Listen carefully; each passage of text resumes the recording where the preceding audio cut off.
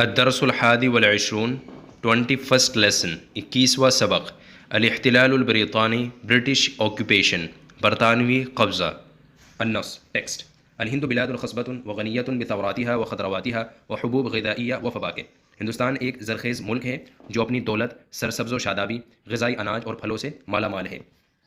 يتطلع إليها الأوروبيون بوجه خاص ويرونها منذ زمان كطائر من الذهب معرض للاصطياد، جس پر یورپینس کی خاص طور سے نظریں رہی ہیں اور انہوں نے ہندوستان کو شکار کیے جانے والی سونے کی چڑیا کے طور پر دیکھا ہے۔ بدأوا نشاطاتهم التجاریہ عن اذن امپراطور المغلی المتسامح جلال الدین محمد اکبر، انہوں نے اپنی تجارتی سرگرمیوں کا آغاز مغل بادشاہ جلال الدین محمد اکبر کی اجازت سے کیا۔ حيث انشأوا شرکتهم التجاریہ باسم الشرکہ الہندیہ الشرقیہ الانگلیزیہ فی صورت، جہاں انہوں نے اپنی تجارتی کمپنی کا آغاز برٹش ایسٹ انڈیا کمپنی کے نام سے صورت میں کیا، وہ احمد آباد میں کیا۔ ثم فی ہوگلی قرب کولکاتہ و مدراس، پھر کولکاتہ کے قریب ہوگلی شہر میں اپنی تجارتی کمپنی کا آغاز کیا اور مدراس میں آغاز کیا۔ وطوروا اعمالهم فيما بعد في برہان پور و اجمیر و آگرہ ونحوها في المناطق الاخرى، اور ان کا کام اس کے بعد برہان پور، اجمیر، آگرہ اور اس کے جیسے دوسرے علاقوں میں بڑھتا چلا گیا۔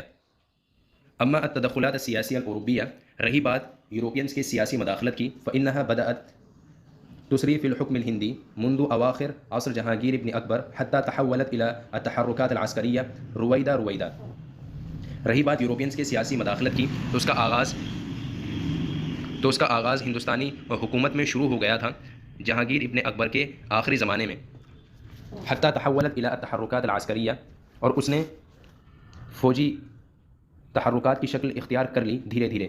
استمر الهنود في مقاومة النفوذ الانگلیزی ومده قدر المستطاع، اور ہندوستان انگریزوں کے خلاف ڈٹے رہے جہاں تک ان سے ہو سکا۔ ولا سیما فی بنگال و بہار و اتر پردیش و فی میسور، اور خاص طور سے بنگال، بہار، اتر پردیش اور میسور میں۔ وقد عنی بامر الانگلیز سراج الدولہ امیر مرشد آباد، فكانت بينه وبين الانگلیز وقعت فی بلاس عام 1757، اور سراج الدولہ جو مرشد آباد کا امیر تھا اس کو انگریزوں کے اور مرشد آباد کے امیر سراج الدولہ اور انگریزوں کے بیچ 1757 میں پلاسی شہر میں جنگ ہوئی۔ غدر فیہا الوزیر میر جعفر وانسلک الی الانگلیز فانہزم سراج الدولہ، جس میں وزیر میر جعفر نے غداری کی اور وہ انگریزوں سے جا ملا اور سراج الدولہ ہار گیا۔ فانتقلت مقاطعۃ بنگال الی الانگلیز، اور بنگال صوبہ انگریزوں کے ہاتھ میں چلا گیا۔ ثم اجتمع الامراء الهنود مرۃ اخرى، پھر دوبارہ ہندوستان کے بادشاہ جمع ہوئے۔ وفی مقدمتہم میر قاسم امیر مرشد آباد و شاہ عالم ملک دلہی و شجاع الدولہ امیر اودھ، پھر دوبارہ ہندوستان کے امراء جمع ہوئے اور ان میں میر قاسم مرشد آباد کا امیر، شاہ عالم دلی کا بادشاہ، شجاع الدولہ اودھ کا امیر پیش تھے۔ واجتہدوا بجہودہم الکثیفہ وقاتلوا الانگلیز فی ساحۃ بکسر بہار عام 1764 میلادیا، اور انہوں نے بھرپور کوشش کی اور بکسر کے میدان میں انگریزوں کو مارا 1764 میں۔ فانہزموا، لیکن وہ ہار گئے۔ فکانت للانگلیز الید العلیٰ والکلمہ النافذہ ما بین کولکتہ و دلہی، اس لیے کہ انگریزوں پر بڑا ہاتھ تھا، یعنی انگریزوں کے ساتھ بڑی مدد تھی، اور کولکتہ اور دلی کے درمیان نافذ کیے گئے معاہدے تھے۔ ثم قام السلطان حیدر علی حاکم میسور بکل بسالۃ فی وجہ الغزو الاستبدادی الانگلیزی الغاشم، پھر میسور کے حاکم حیدر علی، سلطان حیدر علی پوری بہادری کے ساتھ کھڑے ہوئے ظالم انگریزوں سے لڑنے کے لیے۔ وتغلب علی البرطانیین، اور انگریزوں سے جیت گئے۔ بمساعدت ابن امیر فتح علی خان تیمور، بمساعدت ابنہ الامیر فتح علی خان تیبو الذي خلف اباہ بعد وفاتہ عام 1782 میلادیا، اور وہ انگریزوں سے جیت گئے اپنے بیٹے امیر فتح علی خان ٹیپو کی مدد سے، جو اپنے والد کی وفات کے بعد تخت نشین ہوا 1782 میں۔ عاد سلطان تیبو تنظیم جیشہ واصبح قوة کبریٰ، اور ٹیپو سلطان نے اپنے فوج کو منظم کیا اور وہ بڑی طاقت بن گئی۔ ولكن الوزیر میر صادق غدر وانسلک الی الانگلیز فانہزم سلطان تیبو محاربا ضد القائد الانگلیزی ویلزلی الحاکم العام لشرکۃ الہندیہ الشرقیہ الانگلیزیہ، لیکن وزیر میر صادق نے غداری کی اور وہ انگریزوں سے جا ملا، تو جس کی وجہ سے ٹیپو سلطان انگریزی قائد کے خلاف لڑتے ہوئے شہید ہو گئے، جس کی وجہ سے انگریزی قائد ویلز جو کہ ایسٹ انڈیا کمپنی کا گورنر جنرل تھا، اس کے خلاف لڑتے ہوئے ٹیپو سلطان شہید ہو گئے.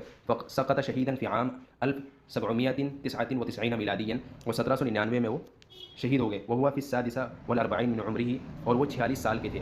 اذ طربت البلاد بعدما استشهد السلطان ٹیپو سلطان کی شہادت کے بعد ملک میں انتشار پیدا ہو گیا. فاندلعت الثورة ضد الانگلیز فی مایو 1857 میلادیا، اور مئی 1857 میں انگریزوں کے خلاف انقلاب برپا ہوا بقیادت احمد شاہ المدراسی وفضل الحق الخیر آبادی وعنایت احمد الکاکوروی ورحمۃ اللہ الخیرانوی ومنگل باندے ورانی لکشمی بائی ورام تلارام والجنرل بخت خان من قوات بہادر شاہ ظفر. احمد شاہ مدراسی، فضل الحق خیر آبادی، عنایت احمد کاکوروی، رحمۃ اللہ کیرانوی، منگل پانڈے، رانی لکشمی بائی، تلارام، جنرل بخت خان کی قیادت میں، اور جن کے کمانڈر بہادر شاہ ظفر تھے. عندما تصاعدت الحیمنہ البریطانیہ، جب انگریزوں کا تسلط زور پکڑنے لگا، وبلغت مظالمها حدا لا یطاق، اور ناقابل برداشت طور پر ان کے ظلم و ستم میں اضافہ ہونے لگا. فصارت قلعة میروت برکانا یغلی بالغضب على الانگلیز حتى شمل ذلك دلہی واکثر نواحی الہند. تو میرٹھ کا قلعہ جوالا مکھی بن گیا، جو انگریزوں پر غضب پھوٹ رہا تھا، جس میں دلی اور ہندوستان کے بہت سے علاقے شامل تھے. ولیکن الثورہ فشلت، لیکن یہ انقلاب ناکام ہوا. وألقت القوات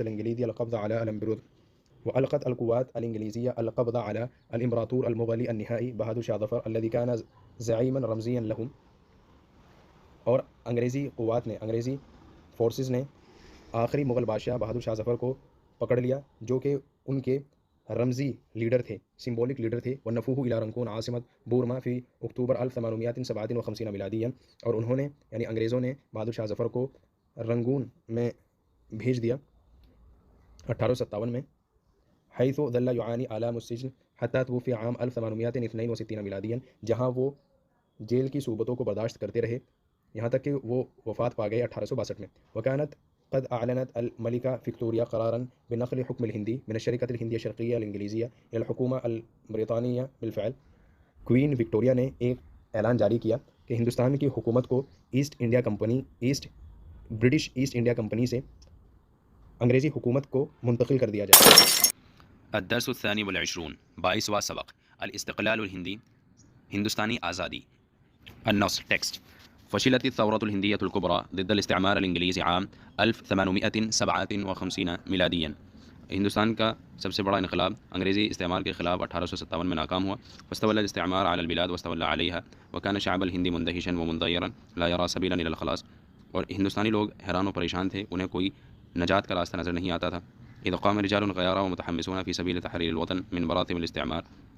اور کچھ پرجوش لوگ ہندوستان کو استعمار کے پنجوں سے آزاد کرانے کے لیے کھڑے ہوئے.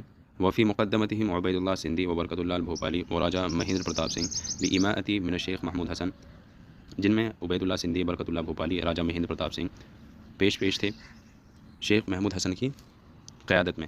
فشکلوا جماعۃ باسم الجماعہ الانقلابیہ فی مدینہ کابل افغانستان عام 1905، اور انہوں نے ایک انقلابی جماعت کی تشکیل کی کابل شہر میں 1905 میں. بہدف الحصول علی تأیید العالم فی تحریر الہند، ہندوستان کو آزاد کرانے کے لیے، دنیا کی حمایت حاصل کرنے کے لیے. فارسلوا وفودا الى الصین والیابان وبورما وامریکا وفرنسا وروسیا وكونوا فيها جماعات اصدرت صحفا ومجلات عدہ فی اقطار کثیرہ. اور انہوں نے چائنا، جاپان، میانمار، امریکہ، فرانس، رشیا کی جانب وفود بھیجے، اور انہوں نے اس میں کچھ جماعت بنائی جو صحف اور مختلف میگزین مختلف شہروں میں شائع کرتے تھے. اور اسی دوران اعلن ابوالکلام آزاد فی مجلته الہلال کولکاتہ عام 1919 فکرة جریئة وبناءة. اسی دوران ابوالکلام آزاد نے اپنے مجلے ہلال میں ایک جرأت مند اور ہمت والا آئیڈیا پیش کیا، سبیل الحق والحریہ والعدل، جس کا مقصد مسلمانوں کی صفوں کو متحد کرنا، انہیں حق اور صبر کی نصیحت کرنا، حق، انصاف اور آزادی حاصل کرنے کے لیے. وافق علیہ الشیخ محمود حسن، اور اس پر شیخ محمود حسن متفق ہو گئے.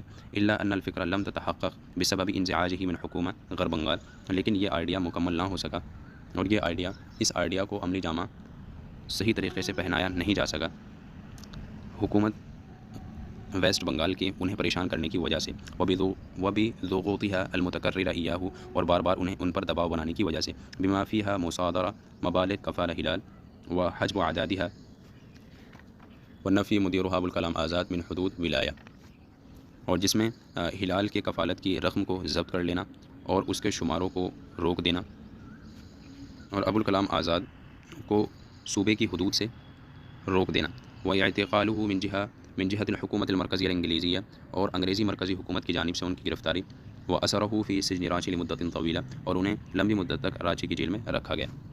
هذا وتم تشکیل حکومة ہندیہ مؤقتہ فی کابل عام 1915 برئاستی راجہ مہندر پرتاپ سنگھ، اور پروویژنل گورنمنٹ آف انڈیا کا قیام عمل میں آیا 1915 میں کابل شہر میں راجہ مہندر پرتاپ سنگھ کی قیادت میں.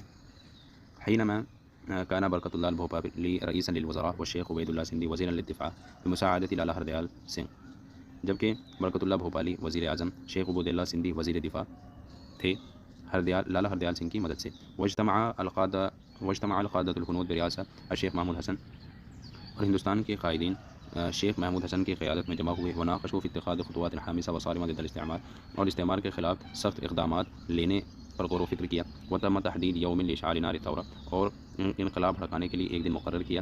لیکن الانگلیز تعارفوا علی ذلک، لیکن انگریزوں کو اس کی خبر ہو گئی. وبدأوا ازعاجہ، اور ان کا پریشان کرنا انہوں نے شروع کر دیا، انہیں پریشان کرنا انگریزوں نے شروع کر دیا. وتسلل عنہم الشیخ خائفا مترقبا ومہاجرا مع رفقائہ الی الحجاز، اور شیخ محمود حسن ڈرتے ہوئے اور پریشان ہوتے ہوئے اپنے رفقا کے ساتھ حجاز ہجرت کر گئے.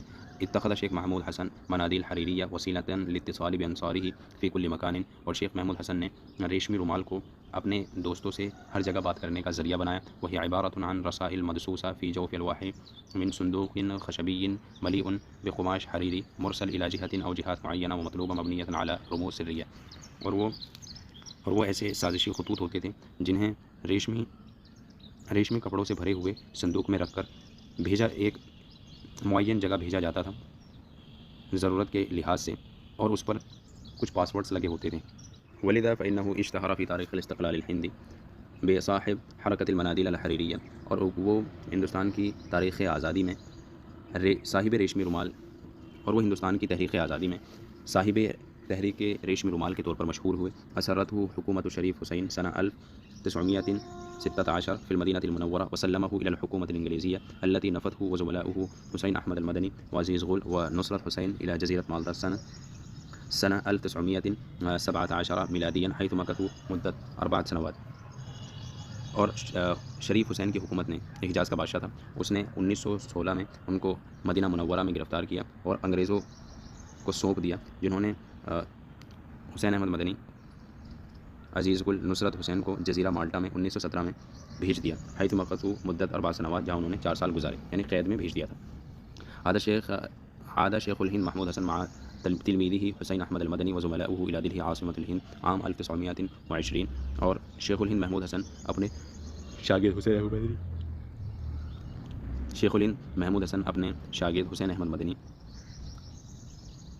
اور ان کے ساتھیوں کے ساتھ ہندوستان کی راجدھانی دہلی میں 1920 کو واپس آئے. وكان مہاتما گاندھی مشتغلا في الكفاح السلمی بعد عودته من جنوب افریقہ عام 1915، اور 1915 میں اس وقت مہاتما گاندھی ساؤتھ افریقہ سے لوٹنے کے بعد کفاح سلمی میں مشغول تھے. ومحمد علی جوہر كان معروفا بفعالیاته في حرکت الخلافہ وتأسیس الجامعۃ الملیۃ الاسلامیہ، اور محمد علی جوہر تحریک خلافت میں اپنی سرگرمیوں کی وجہ سے مشہور ہوئے، اور جامعہ ملیہ اسلامیہ کی تاسیس کی وجہ سے مشہور ہوئے، اور جس کی تعمیر علی ید شیخ الہند فی 20 اکتوبر 1920، جس کی تاسیس انہوں نے شیخ الہند کے ہاتھوں 20 اکتوبر 1920 کو کرائی. ابانہ حرکت عدم التعاون والعصیان المدنی وترک الموالاة ضد الاستعمار،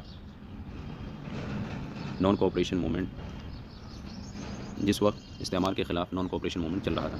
فی اثناء ذلك التقى ابوالکلام آزاد بالمہاتما گاندھی لأول مرة في 8 ینایر 1920، اور اسی دوران ابوالکلام آزاد مہاتما گاندھی سے 8 جنوری 1920 کو پہلی بار ملے. فور خروجه من سجن رانچی بعد 3 سنوات ونصف في اول ینایر 1920، 3.5 سال کے بعد رانچی جیل سے فوراً نکلنے کے بعد ملاقات ہوئی تھی، پہلی یعنی 1 جنوری 1920 کو. وكان معروفا بکفاحه وجهوده لصالح الوطن والمواطنین، اور وہ اپنی کفاح اور ملک اور شہریوں کی بھلائی کی وجہ سے مشہور ہوئے. وكان الباندit موتی لال نہرو مسؤولا عن لجنة تحقیق عام في احداث مظالم الانگلیز الوحشیہ في جلیانوالہ باغ امرتسر عام 1919 بإشراف رئيس الحزب المعتمر القومي السيد لالا لاجپت رائے عام 1920 بمساعدة ابنه الشاب الناهض الباندit جواہر لال نہرو البالغ 30 سنة من عمره تقریبا. اور پنڈت موتی لال نہرو 1919 میں جلیان والا باغ میں انگریزوں کے وحشیانہ مظالم کے واقعات کی تحقیقی کمیٹی کے ذمہ دار تھے. بإشراف رئيس حزب المعتمد القومي الهندي سید لالہ لاجپت رائے. انڈین نیشنل کانگریس پارٹی کے پریزیڈنٹ لالہ لاجپت رائے کی نگرانی میں بمساعدت ابن ہی الشاب الناہض بانی جواہر لال نہرو، اور وہ یہ کام اپنے نوجوان بیٹے پنڈت جواہر لال نہرو کی مدد سے انجام دے پا رہے تھے، جن کی عمر اس وقت 30 سال تھی. فی اثناء ذلك اندلعت الثورة الشعبية ضد الانگلیس، اور اسی دوران عوامی انقلاب انگریزوں کے خلاف برپا ہوا بقیادت صدیقین حمیمین رام پرساد بسمل و اشفاق اللہ خان.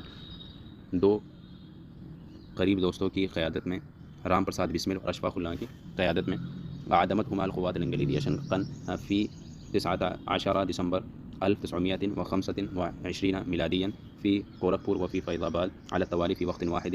اور انگریزی فورسز نے انہیں 19 دسمبر 1925 میں پھانسی دی، گورکھپور میں، فیض آباد میں، بالترتیب فی وقت واحد، ایک ہی وقت میں. واجتمع المواطنون الهنود واتحدوا اتحادا کاملا بقیادت المہاتما گاندھی، اور ہندوستانی شہری جمع ہوئے اور وہ پوری طرح سے متحد ہوئے مہاتما گاندھی کی قیادت میں. وفی مقدمتہم سبھاش چندر بوس والباندت مدن موہن مالویہ والحکیم اجمل خان وسیدہ سروجنی نائیڈو والدکتور مختار احمد انصاری وسردار ولبھ بھائی پٹیل وبھیم راؤ امبیڈکر وگوپال کرشنا گوکھلی ومولانا مظہر الحق ورانی لکشمی بائی وحسرت موہانی وفینوبا بھاوی وامثالہم کثیرون.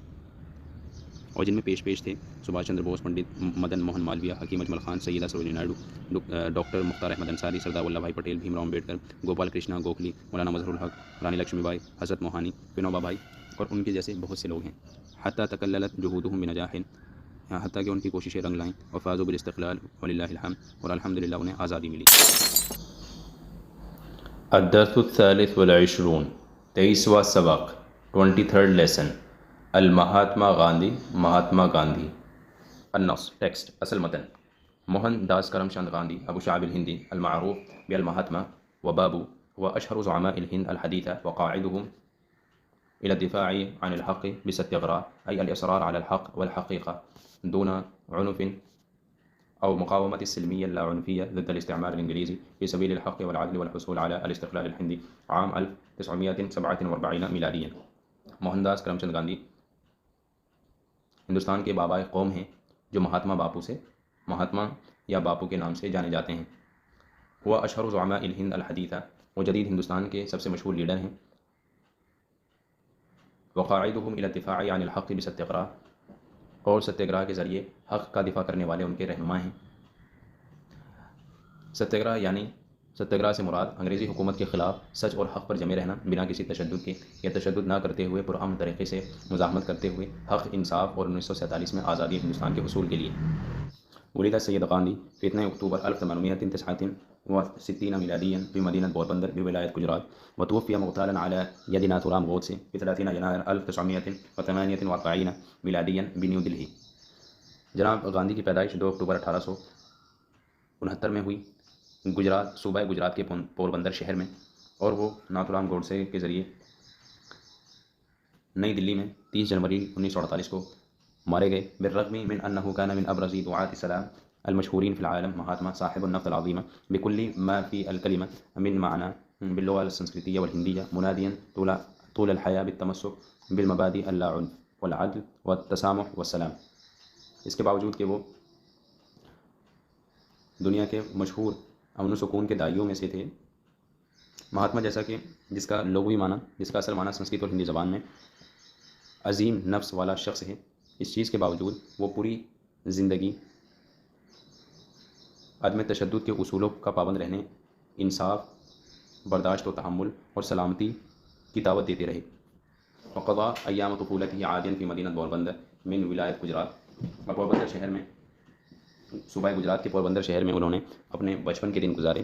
وتزوج من احدى بناتها المسمى بکستوربا في سن 13 سنة من عمره حسب التقالید المحلیہ، اور وہاں کی ایک لڑکی جس کا نام کستوربا تھا سے 13 سال کی عمر میں مقامی رواج کے مطابق شادی کی. ورزق منها 4 اولاد، اور جن سے ان کی 4 اولاد ہوئیں. سافر الى لندن عام 1882 لدراسة القانون، حيث حصل على البكالوريوس الحقوق عام 1890 میلاديا. 1882 میں انہوں نے قانون کی پڑھائی کے لیے لندن کا سفر کیا، جہاں انہوں نے حقوق میں گریجویشن کی، لاء کی تعلیم حاصل کی 1890 میں. عاد الى الہند فی یولیو 1891 میلادیا، اور 1891 میں ہندوستان لوٹے وبدأ ممارسة محنة المحاماة في ممبئی، اور ممبئی میں وکالت کے پیشے کی پریکٹس شروع کی. ثم انتقل الى راجکوٹ اثر وفات امه، اور پھر اپنی والدہ کی وفات کے بعد راجکوٹ منتقل ہو گئے. واشتغل كاتبا للآراء هناك، اور وہاں انہوں نے عرضی نویس کے طور پر کام کیا. سافر الى جنوب افریقیہ عام 1893 میلادیا لمدت سنة، اور وہ اور پھر انہوں نے جنوب افریقہ کا سفر کیا 1893 میں لمدت سنة على دعوت من تاجر ہندی اسمه عبد اللہ، اور انہوں نے 1 سال کی مدت تک ایسا اپنے ہندوستانی تاجر عبداللہ کی دعوت پر لمساعدت القانونیہ فی شؤون التجارہ، تجارتی معاملوں میں قانونی مدد کرنے کے لیے. بوصفه محامیا فی محکمۃ ناتال لمدت سنة الا انه بعد سنة انتقل من ناتال الى دربن، اور 1 سال کے لیے ناتال کورٹ میں بطور وکیل کام کیا، لیکن 1 سال کے بعد وہ ناتال سے ڈربن منتقل ہو گئے. وبقي مدافعا عن حقوق العمال الهنود والجاليات الأخرى في مدن أخرى لمدت 21 سنة، اور وہ وہاں ہندوستانی مزدوروں اور دوسری کمیونٹیز کے حقوق کا دفاع کرتے رہے 21 سالوں تک مختلف شہروں میں. وتم اعتقاله فيها وفي ترانسفال و جوہانسبرگ مرارا، اور اس میں یعنی ان شہروں میں ان کی گرفتاری ہوئی بار بار ان شہروں میں ان کی گرفتاری ہوئی. عاد إلى الهند عام 1915 میلادیا مواصلا جهوده في العاصمة الهندية ضد الظلم الاجتماعي والاستبداد الانگلیزی، اور 1915 میں ہندوستان لوٹے، ہندوستانی راجدھانی میں اپنی کوشش جاری رکھتے ہوئے اجتماعی ظلم اور انگریزی تاناشاہی کے خلاف. وتعین رئیسا لحزب المؤتمر القومی عام 1924، اور 1924 میں انہیں نیشنل کانگریس پارٹی کا پریزیڈنٹ منتخب کیا گیا. فتفرغ للاهتمام بالمشاكل العمال والفلاحين وخاصة المنبودين الذي سماهم بهریجن اناس اللہ، اور انہوں نے مزدوروں، کسانوں اور خاص طور سے اچھوت لوگ جنہیں مہاتما گاندھی نے ہریجن کا نام دیا ان کے مسائل کی جانب توجہ دی. بدل جهودا لصالحهم وللحصول على استقلال الهند بطرق سلمية غير عنفية بما فيها إضراب عن الطعام وعصيان مدني ضد الاستعمار والعدم والتعاون والحوار السلمي مع الانگلیز. انہوں نے ان کے مفاد میں بہت کوششیں کی اور ہندوستان کی آزادی حاصل کرنے کے لیے بھرپور کوشش کی. غیر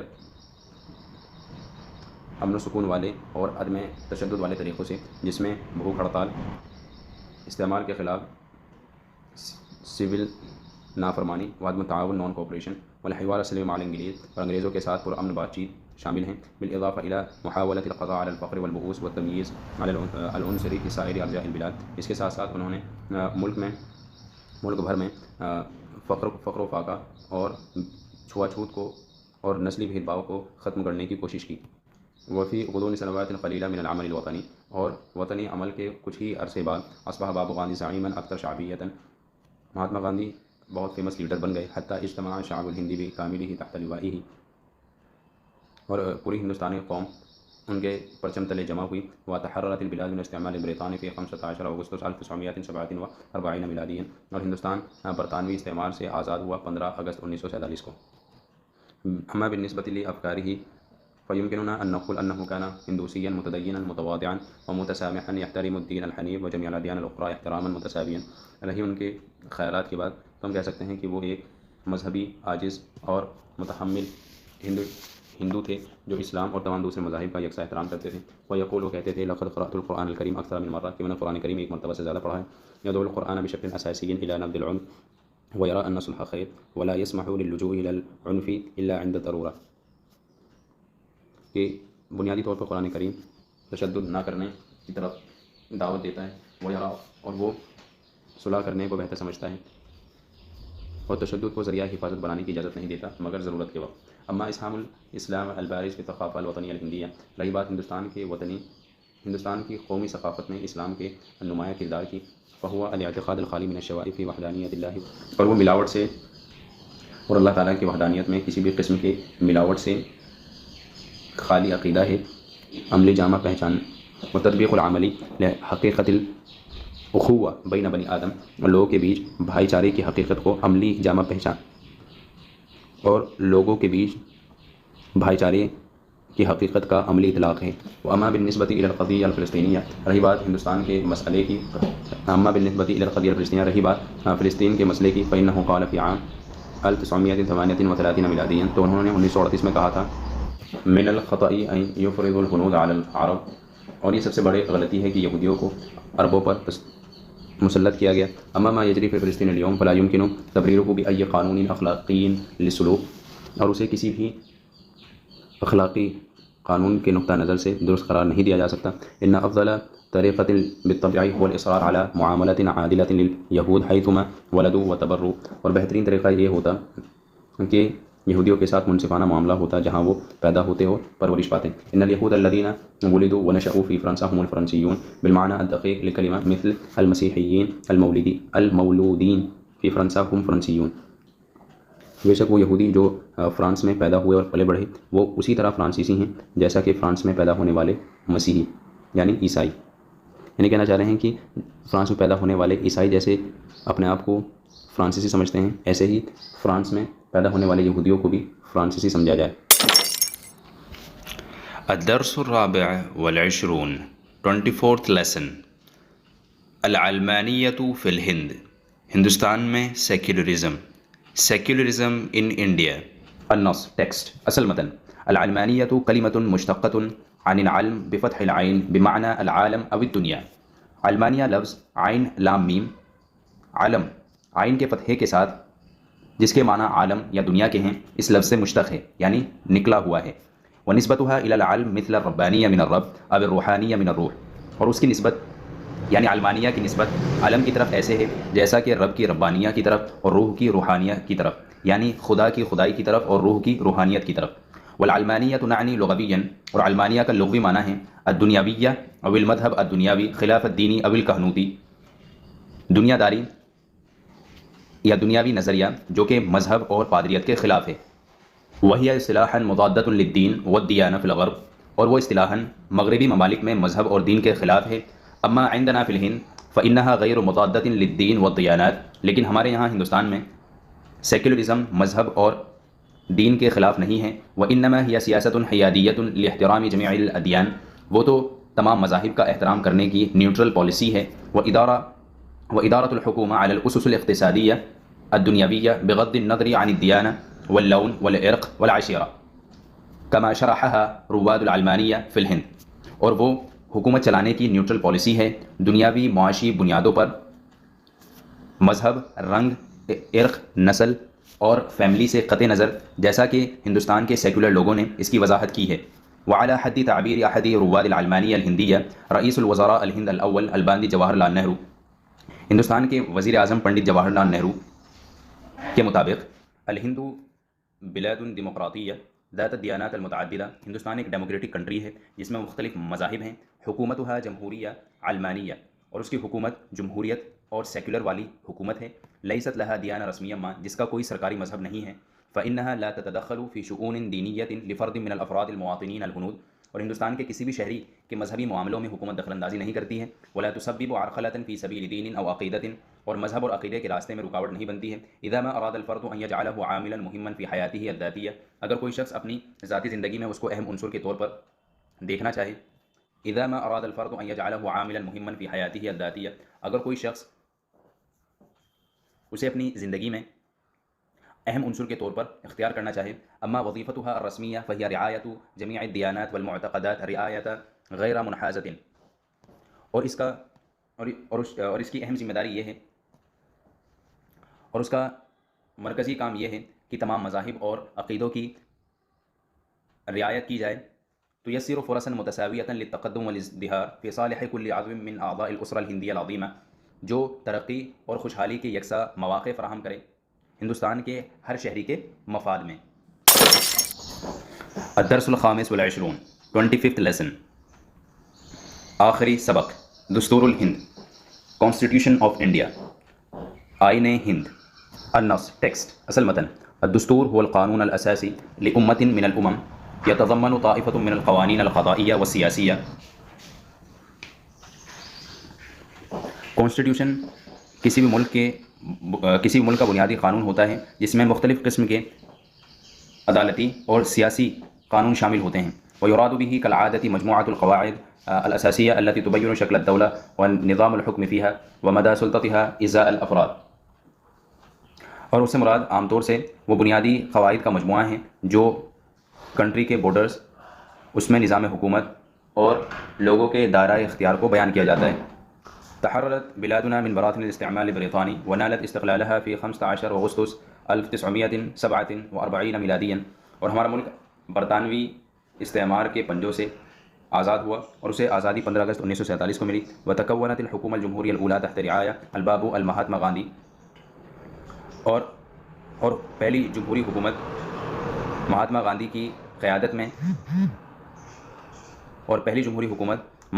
کی قیادت میں تشکیل پائی۔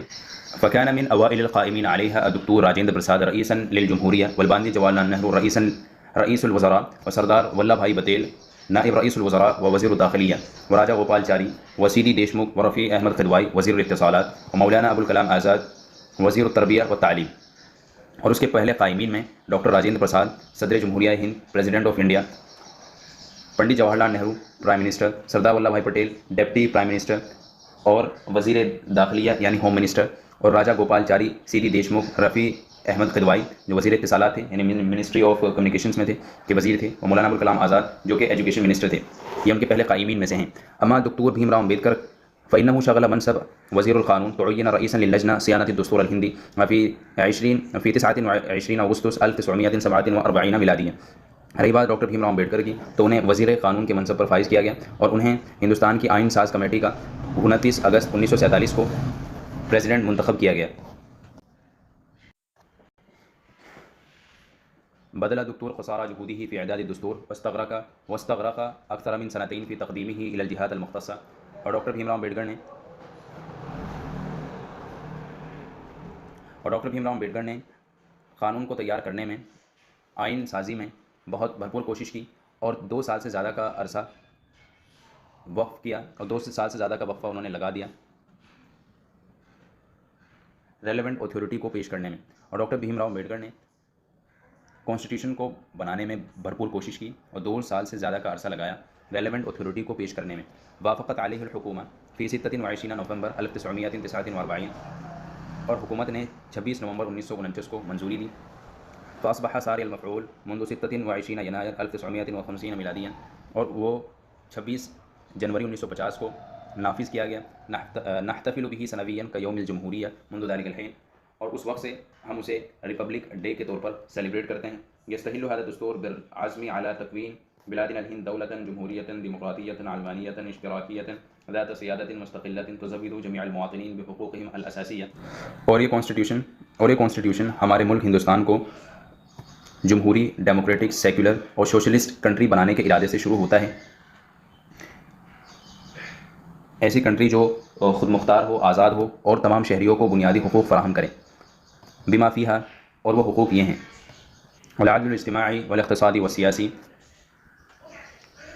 اجتماعی، اقتصادی اور سیاسی انصاف، الحریہ فی الفکر والتعبیر والعقیدہ والدین والعبادہ واقامت مراکزها ومؤسساتها، خیال کی اور اظہار کی آزادی، عقیدے مذہب کی آزادی، عبادت کی آزادی اور ان کے سینٹرز اور انسٹیٹیوشن قائم کرنے کی آزادی، والمساواة فی اتاحت فرص العمل والمکانہ وترویجها بینہم جمیعا، اور روزگار کے مواقع میں برابری، والاخاء بین المواطنین متأکدین من الحفاظ على وقار الفرد ووحدة الشعب والتكامل الوطني والامن والسلامة والاستقرار الاجتماعی العام،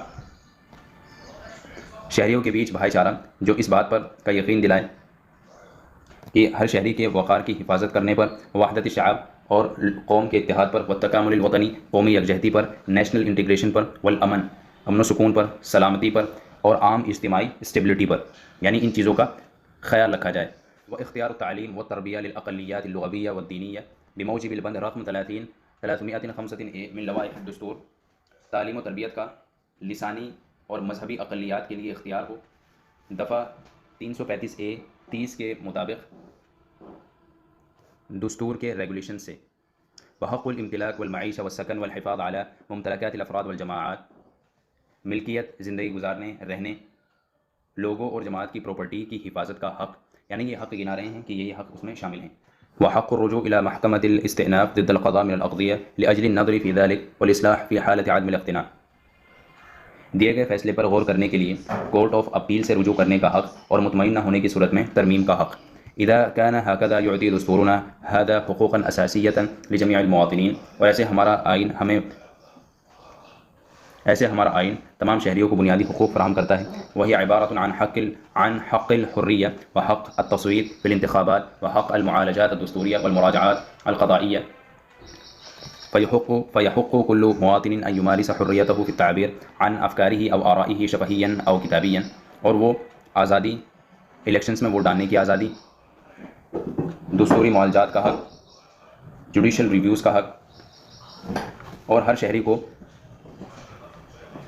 اس کے خیالات کا اظہار کرنے کا حق اور آزادی. ويعيش في أي منطقة من المناطق الهندية ويحترف بأي حرفة أو مهنة شاء. خواہ وہ کسی بھی ہندوستان کے شہر سے تعلق رکھتا ہو اور خواہ وہ کوئی صحیح پیشہ اختیار کیے ہوئے ہو. يتساوى جميع المواطنين أمام القانون فالغني والفقير والأعلى والأدنى سواسية. ہر شہری قانون کے سامنے، خواہ وہ غریب ہو، امیر ہو، اعلیٰ ہو، ادنا ہو، سب برابر ہیں. بدون أي تمييز عنصري أو طبقي أو ديني أو جنسي. بغیر کسی نسلی، طبقاتی، مذہبی یا جنسی بھید بھاؤ کے. كل مواطن حر في اتباع دیانته وعقیدته وتبلیغه إياها وإنشاءه مراکز تربویہ يختارها. اور ہر شہری اپنے مذہب اور عقیدے کی اتباع کرنے میں آزاد ہے اور اس کے ٹریننگ سینٹرز بنانے کا اسے حق حاصل ہے. كما هو حر في عبادته والاحتفال بشعائرها المفضلة لديه بأية طریقة كانت. جیسا کہ وہ اپنی عبادت میں آزاد ہے اور اپنے پسندیدہ رسم و رواج کو منانے میں آزاد ہے. لديه بأية طریقة كانت، خواہ وہ کسی بھی طریقے سے ہو. مع الاحتفاظ بالامن والسلامة والاستقرار، امن، سلامتی اور استقرار کا خیال رکھتے ہوئے. هذه لمحة خاطفة عن الدستور الهندي. اور یہ آئین ہندوستان کی ایک سرسری نظر ہے، یعنی ہم نے ہندوستان کے آئین کو ایک سرسری نظر سے دیکھا ہے. برجاء التفضل بدراستها دراسة متأنية. اور آپ سے اسے بغور پڑھنے کی گزارش کی جاتی ہے.